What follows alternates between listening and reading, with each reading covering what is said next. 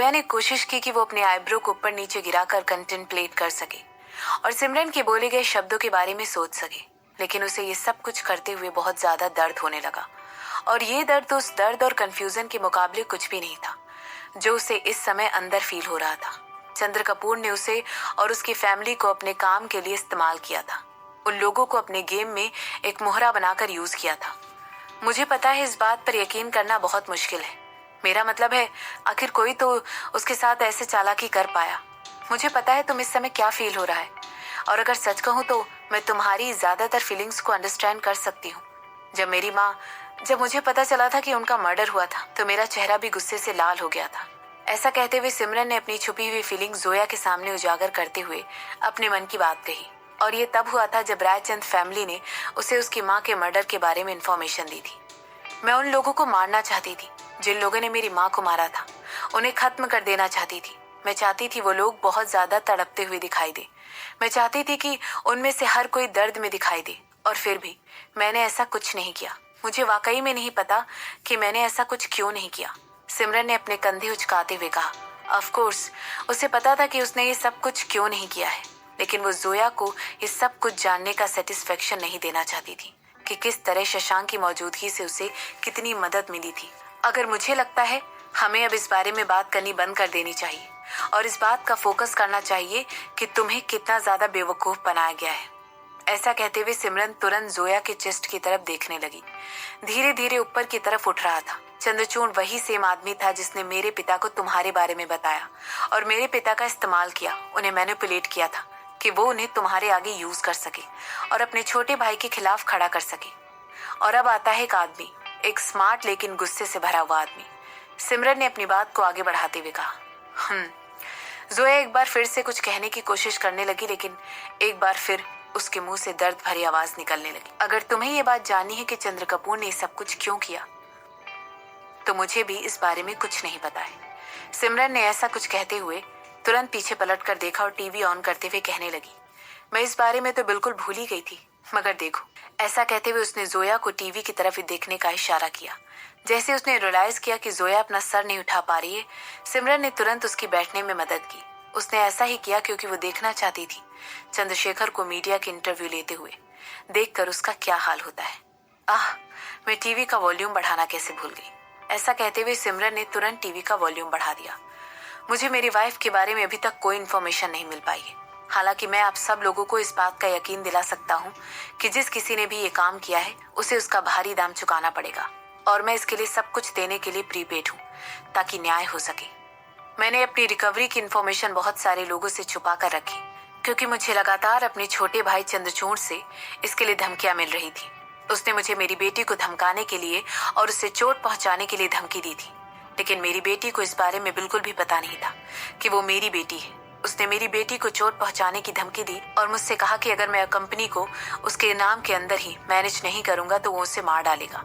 वो एक बहुत ही दुष्ट आदमी था और मैंने ऑलरेडी उसके अगेंस्ट 8 केस फाइल कर दिए हैं, जिनमें बहुत सारे एडमिनिस्ट्रेटिव और क्रिमिनल्स केसेस भी हैं।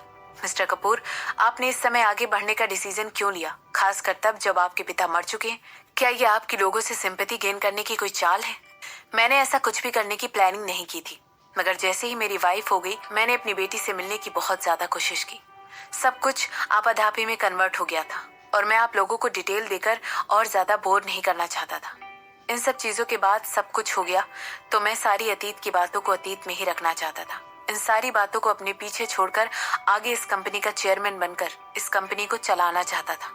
और जहां तक रही मेरी वाइफ की बात, मैं उसकी टेक केयर करूंगा और उसे एक्सेप्ट कर लूंगा, चाहे उसके साथ कुछ भी हो गया हो। तब भी वो जैसी है वो मेरी वाइफ है। क्या तुम्हें दिखाई दे रहा है अब तुम्हारे साथ क्या होगा? सिमरन की आवाज की वजह से जोया के ख्यालों में खलल पड़ गया था। मेरे पिता अब तुम्हारी टेक केयर करेंगे जब तक तुम मर नहीं जाती। क्या ही वाकई में एक बढ़िया और शानदार एंडिंग है तुम्हारी स्टोरी के लिए।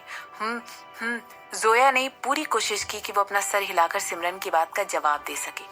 उसने चंद्रशेखर की फैमिली को भी नुकसान पहुंचाया था, वो बहुत ही बुरा था। उसके बाद चंद्रशेखर उसकी टेक केयर कैसे कर सकता है? सिमरन और जोया दोनों को ये बात अच्छे से पता थी कि इस इंसिडेंट के होने के बाद चंद्रशेखर किस तरह की टेक केयर करने की बात कर रहा था। बूमरैंग जोया, अगर तुम सोच रही हो कि तुम्हारे साथ इस समय क्या हो रहा है तो इसे बूमरैंग कहते हैं। जो कुछ भी हम करते हैं वो हम तक वापस जरूर आता है, सिमरन ने कहा। और जहां तक रही उस दुष्ट आदमी चंद्रचूड़ की बात, वो सिर्फ जेल में सड़ेगा, मगर मैं तुम्हें यकीन दिला सकती हूँ कि वो तुमसे भी ज्यादा बुरी स्थिति में रहेगा। इसके बाद वो गायब हो जाएगा और कोई भी उसे याद नहीं रखेगा। और तुम मेरी जान, क्या मुझे तो वाकई में बताने की जरूरत है कि तुम्हारे साथ क्या होगा? ओह, अगर तुम सोच रही हो तो मैं तुम्हें मारने वाली नहीं हूँ। तुम मेरी फैमिली के साथ 30 सालों से भी ज्यादा से खेलती आ रही हो, और इसकी वजह से मैं तुम्हें कपूर खानदान के तहखाने में और 30 साल गुजारने का मौका दूंगी। क्या तुम उनके मेंशन में स्थित ओल्ड बेसमेंट से फेमिलियर हो? मेरे फादर ने मुझे इसके बारे में बताया था। उन्होंने कहा था कि वहां पर बहुत सारे चूहों के क्लॉज और मकड़ियां हैं। ऐसा कहते हुए मैंने धीरे से जोया की तरफ देखा। उसकी आंखों में साफ साफ एक डर उभरता हुआ दिखाई दे रहा था, और उसे इस तरह देखकर एक चमचमाती हुई मुस्कान के साथ आगे बोलने लगी।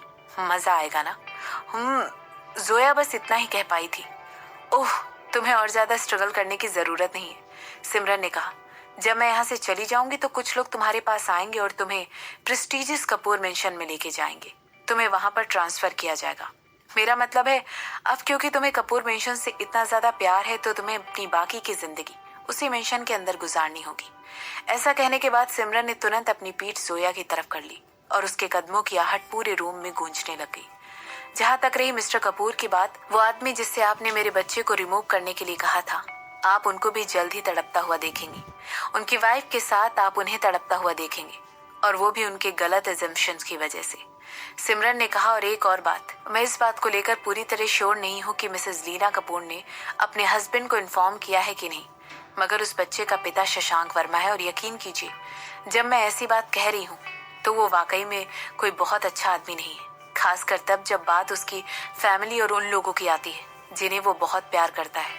और जब कोई उन्हें चोट पहुंचाने की कोशिश करता है तब उसका रूप बदला हुआ नजर आता है। सिमरन, जोया ने सिमरन को बुलाने की कोशिश की, लेकिन फिर से उसे उसके कदमों की आहट सुनाई दी। क्या वो उसे इस तरह ही छोड़कर जाने वाली है? उसके भाई और भतीजी का क्या? वो लोग कहाँ हैं? उसने उन लोगों के साथ क्या किया? मैं तुम्हें ये बात बताने वाली नहीं हूँ कि तुम्हारे भाई के साथ क्या हुआ है, सिमरन ने कहा। अब तुम उन लोगों के साथ जो भी हुआ है उसे जाने बगैर ही जिंदा रहोगी और अपनी लाइफ कंटिन्यू करोगी।